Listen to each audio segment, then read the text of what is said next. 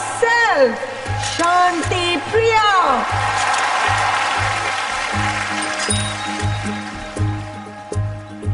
Okay, जब भी मैं दीपिका पादुकोण का चेहरा देखती हूँ, I automatically get happy. मेरे ख्याल में वो इस वक्त की सबसे टैलेंटेड एक्ट्रेस है और सब इंस्पायरिंग एक्ट्रेस की रोल मॉडल भी। मैंने उसकी सारी फिल्म्स देखी है, ओम शांति ओम से लेके बचना है Haseeno, love Aajkal, Chandni Chowk to China, break Ke Baad, cocktail, Ye Jawaani Hai Deewani, Chennai express, happy new year, Baja Mastani और मैं इसका हॉलीवुड डेब्यू तो नहीं भूल सकती हूँ, XXX the return of Xander Cage. अगर आपको इस लिस्ट से नहीं पता चला, मैं दीपिका की बहुत बड़ी फैन हूँ। I'm pretty much DP obsessed. No shame about that though. Hello दोस्तों, क्या हाल चाल है? मैं आपकी होस्ट हूँ एमन हसन और वीडियो शुरू होने से पहले आपका डेली रिमाइंडर आ गया है, सब्सक्राइब करें, लाइक करें इस वीडियो को और मेरे साथ चले as I tell you the top 10 Deepika Padukone surprising facts you didn't know। 10 पर है दीपिका का स्पोर्ट्स में टैलेंट। आपको शायद हमारी बॉलीवुड क्वीन की टैलेंट्स का नहीं पता। वो एक्टिंग और मॉडलिंग से पहले प्रोफेशनल बैडमिंटन खेलती थी और नेशनल लेवल के कॉम्पिटिशंस में हिस्सा लेती थी। कुछ रह भी गए हैं जो ये नहीं कर सकती है। दीपिका ने एक इंटरव्यू में लोगों को बताया कि वो 5 बजे उठती थी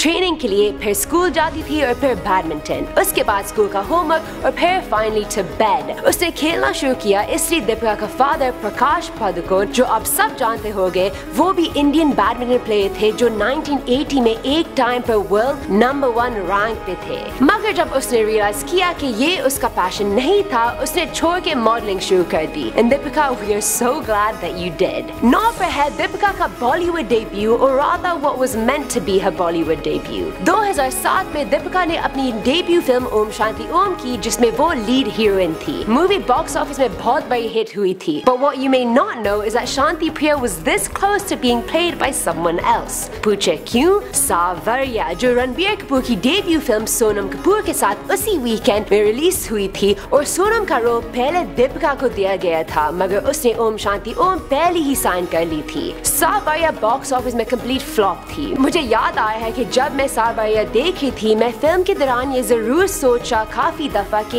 ये क्या हो रहा है। आज फिर we have her role in Cocktail। Come on, हम सबको कॉकटेल के बारे में तो पता है। तुम ही हो बंधु 2012 की सबसे पॉपुलर समर सॉन्ग थी।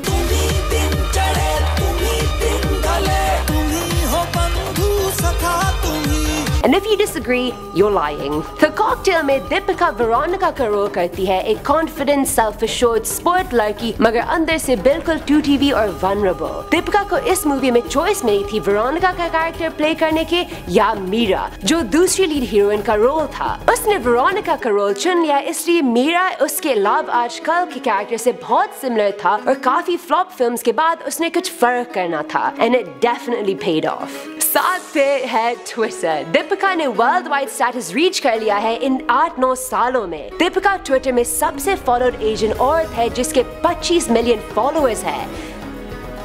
25 मिलियन। उसने 3 फिल्म फेयर अवार्ड्स अभी तक जीते हैं for best actress, 6 IIFA awards, 10 screen award, 3 star box office awards, 3 stardust awards और ये लिस्ट बस अभी शुरू हुई है। अगर आप उसकी विकिपीडिया पेज पे जाते हैं तो आप बस स्क्रॉल कर करके थक जाएंगे इसकी अवार्ड लिस्ट देख के। Proud of you DP, very proud। 6 पे है कोपेनहेगन, डेनमार्क। दीपिका इंडिया की शान है और हमारी जान। सब उसकी तरह बनना चाहते हैं, लगना चाहते हैं और उससे मिलना भी चाहते हैं, मगर हमारी लीडिंग हीरोइन इंडिया में नहीं पैदा हुई थी। उसकी पैदाइश हुई थी कोपेनहेगन में, इसलिए उसकी फैमिली वहाँ पर मूव कर गई थी ताकि उसके डैड बैडमिंटन के लिए ट्रेन कर सकते थे। जैसे मैंने कहा, दीपिका के बाप Prakash Padukone world wide number 1 badminton player थे और डेनमार्क उन दिनों में बैडमिंटन के लिए सबसे बेहतरीन कंट्री थी सर्विसेज और स्पोर्ट्स के लिए। I mean, hello, Denmark Morten Frost का भी होम टाउन था, कौन इसको नहीं जानता। वो टॉप 3 वर्ल्ड बैडमिंटन रैंकिंग में था 12 सालों के लिए। ओके, मुझे असल में नहीं पता था मोर्टन फ्रॉस्ट कौन था इस वीडियो से पहले, मगर अब हम सबको पता है। लॉल। 5 पे we have her mental health advocacy। Yeah, I think waking up was tough because I didn't want to face a day। DP's battle with depression is a well-known fact now, but what is not as well known is how much she has done in the plight for mental health awareness. अक्टूबर 2015 में उसने एक foundation create किया था जिसका नाम है The Live, Love, Laugh Foundation in order to create mental health awareness in India. 2016 में उसने एक कैंपेन लॉन्च की थी जिसका स्लोगन था More than just sad, ताकि ये कैंपेन डॉक्टर्स को मदद करे अपने पेशेंट्स को ट्रीट करने के लिए जिनको डिप्रेशन और एंजाइटी है। उसकी फाउंडेशन फेसबुक के साथ भी टीम अप हुई और उन्होंने educational resources and multilingual tools develop की थी to help people with suicidal tendencies. वो इंडियन साइकियाट्रिक सोसाइटी की एम्बेसडर भी है। So she is doing a lot for the community, not just acting. 4 पे है चांदनी चौक टू चाइना। इस मार्शल आर्ट्स एक्शन कॉमेडी में दीपिका ट्विंस साकी और सूजी का रोल निभाती है। सूजी एक फेम फिटा है जो एक गुंडे होजो के लिए काम करती है और सूजी को जुजित्सु भी आता है। दीपिका ने ट्रेनिंग भी ली थी इस फिल्म के लिए जुजित्सु की 6 महीनों के लिए और सुना है कि उसने सारे स्टंट्स खुद परफॉर्म की थी। मूवी बॉक्स ऑफिस में फ्लॉप हुई थी मगर दीपिका की परफॉर्मेंस फिर भी बेहतरीन थी और उसके स्टंट्स बिल्कुल ऑथेंटिक। वो अपने सारे कैरेक्टर्स के लिए बहुत प्रिपेयर करती है। उसने हॉर्स राइडिंग और स्वॉर्ड फाइटिंग भी सीखी थी बाजरा मस्तानी के लिए। अच्छा, तो दीपिका को acting, modelling, badminton, horse riding, jujitsu और स्वॉर्ड फाइटिंग करना आता है और मुझे क्या आता है?